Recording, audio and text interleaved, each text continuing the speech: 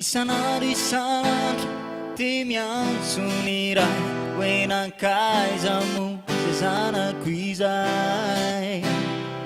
Isanandro mifamindrampo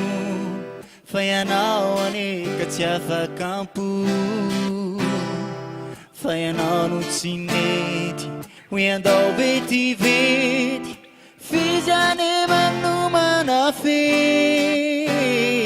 Tsy hoetsy nalala tsy zanakadala ninianao nivoaka ny vala, fa ianao tena tiny tsy fotsy arina zany aniny antony aviny. Fa raha hoavin'ny andro mba hiverenanao fety andeha ao an-trano ao, raha oviny anao vao avy, raha oviny anao vao mbaoty, raha ovina fantompo efa sasatra miandry ny dadanao, raha oviny anao vao avy, raha oviny anao vao mbaoty, raha ovina fantompo efa sasatra miandry ny dadanao.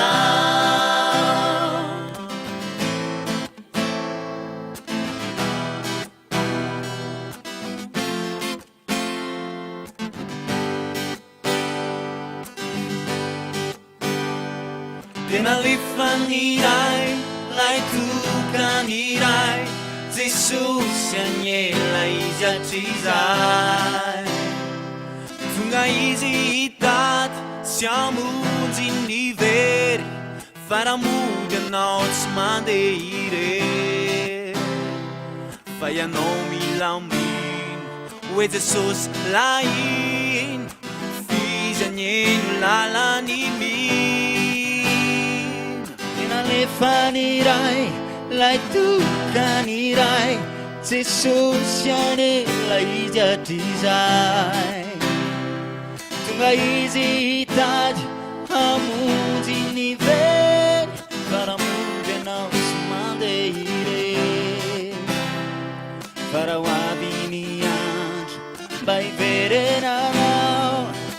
fety aneny ao an-trano ao.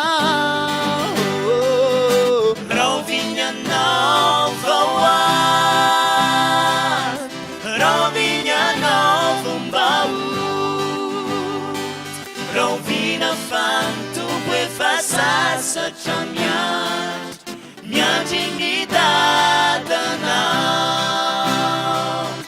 raha ovina anao vao avy, raha ovina anao vao mbaoty, raha ovina fantompo efa sasatra miandry ny dadanao.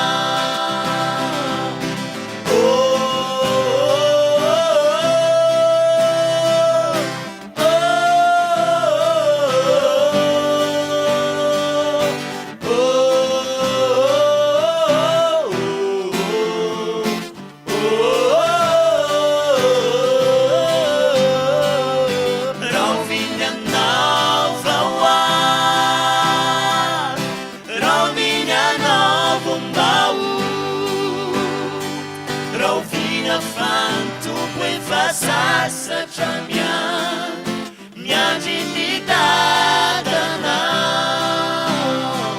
raha ovina fantompo efa sasatra miandry ny dadanao, raha ovina fantompo efa sasatra miandry